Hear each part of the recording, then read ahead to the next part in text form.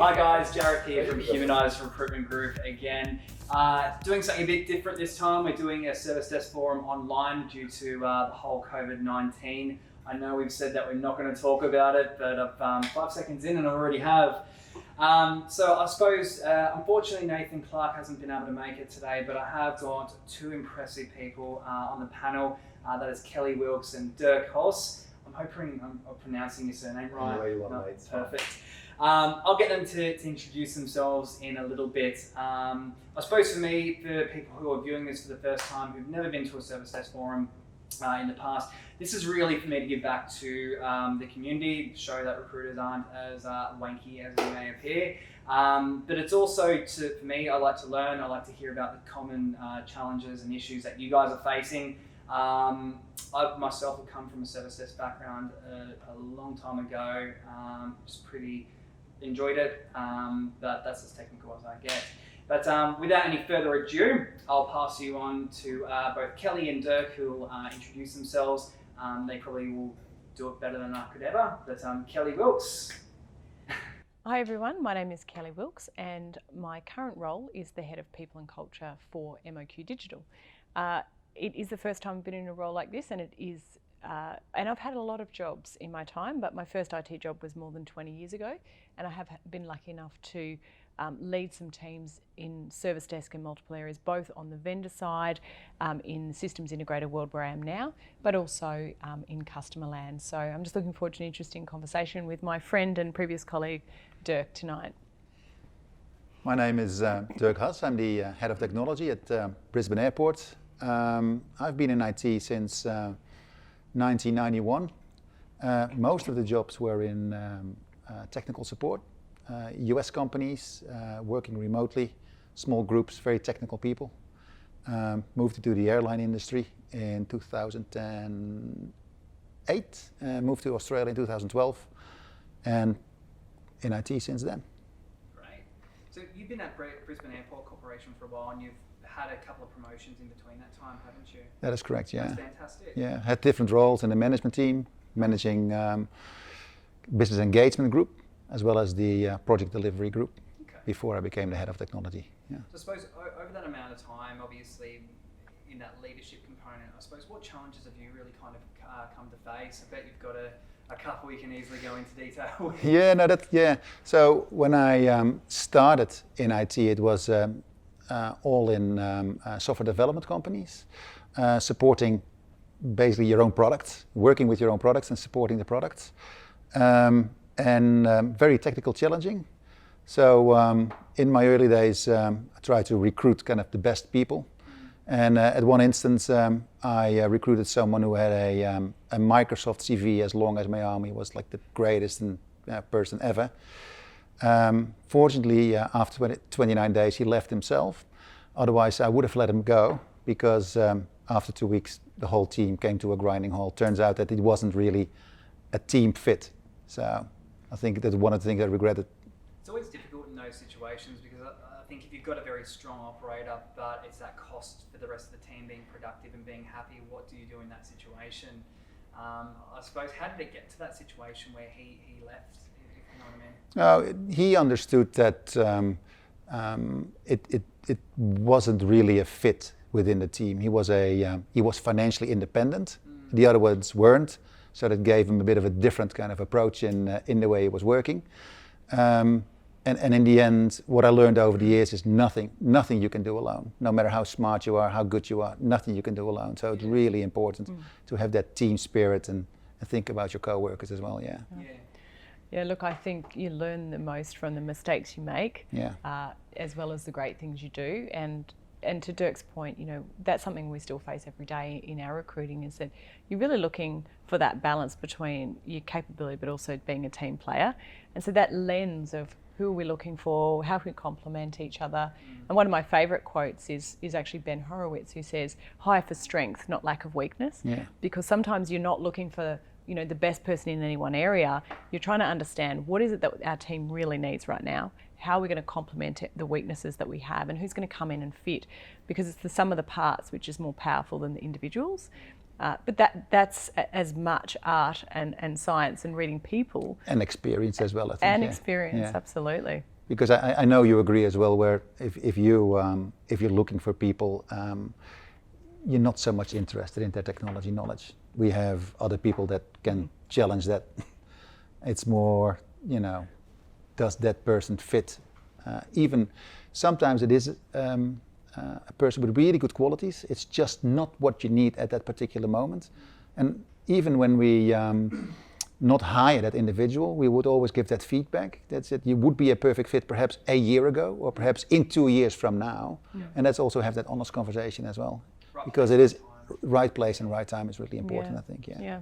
And that's certainly something that we've had to shape our process at MOQ around how we do recruitment, because you can read CVs and you're obviously picking up and you're looking at what are my minimum requirements, but we've actually implemented a values-based hiring process, which isn't perfect. Nothing is perfect, but what's really interesting is we're actually trying to say, well, if this is what's important to us in this business and this is the way we operate, here's the behaviours that we reward, here's what is and isn't acceptable, how do we, in what is effectively a series of very short interactions with a human being, get to the heart of, will you fit in? Will we be able to build trust?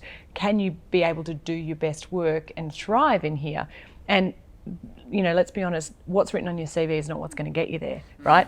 So there's almost like that minimum bar to go, yep, you're here in this interview because technically you should be able to do the job. Now the question is, will it be able to work effectively in this environment with these people? Yeah. And that's a much more complicated conversation, but also a much more interesting human conversation. Yeah.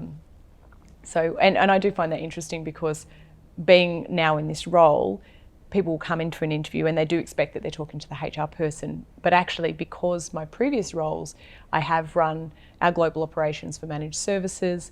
I've run a project management office. I've done a lot of jobs in technical. When they ask me questions about the business, I can answer them and I can talk about technical. And they're like, but aren't you in HR? And I'm like, well, sort of.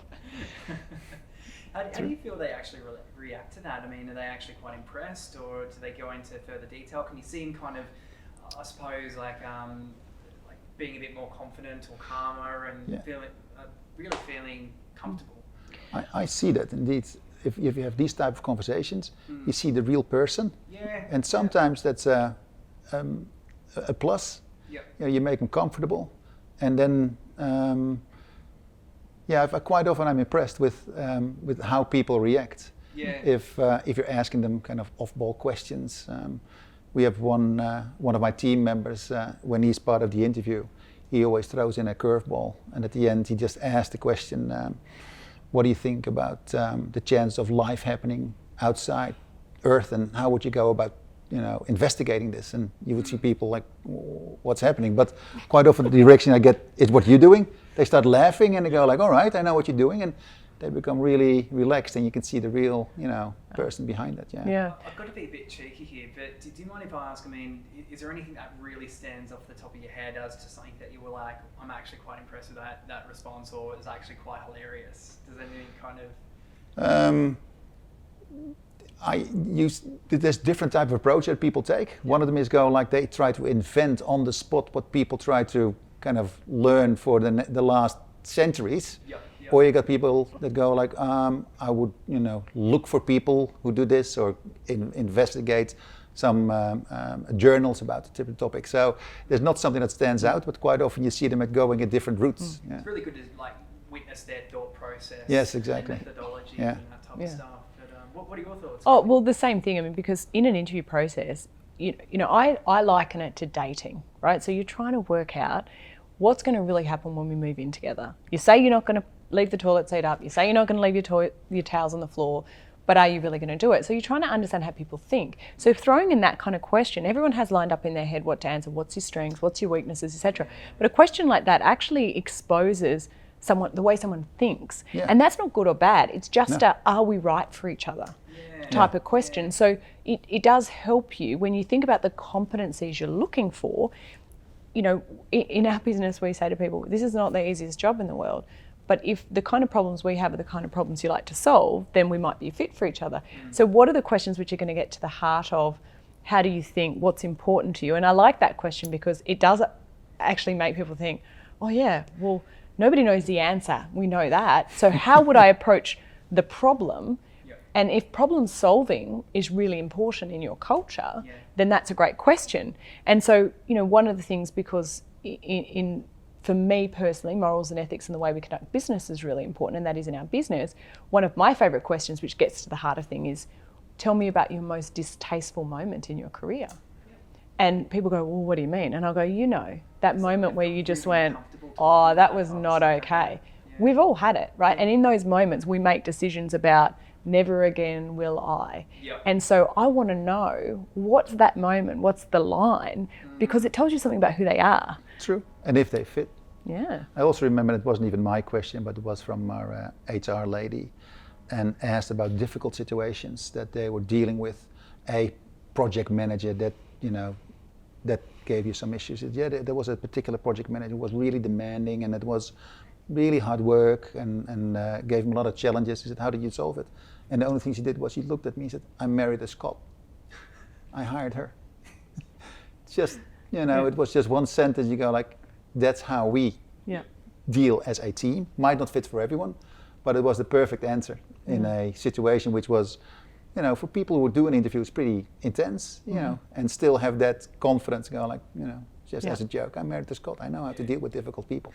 I thought it was, you know, it's funny. And that where honesty and directness is really important to your culture, that might be a great answer. Exactly. So a lot of it comes down to what's actually important to you and what's important to your team, which kind of comes back to your first point about you might have hired someone who on paper looked great, but at the end of the day, they didn't work well in your team to make the whole thing function. So a lot of it does come down to what's really important to, life is a set of concentric circles. There's my team, my group, my business, you know, and it goes out in those circles. And what's the macro and micro cultures, and thinking about what's important to that environment in picking a team, and then how do you then help them to achieve their best so that you can actually add value to your customers in the long run. Absolutely.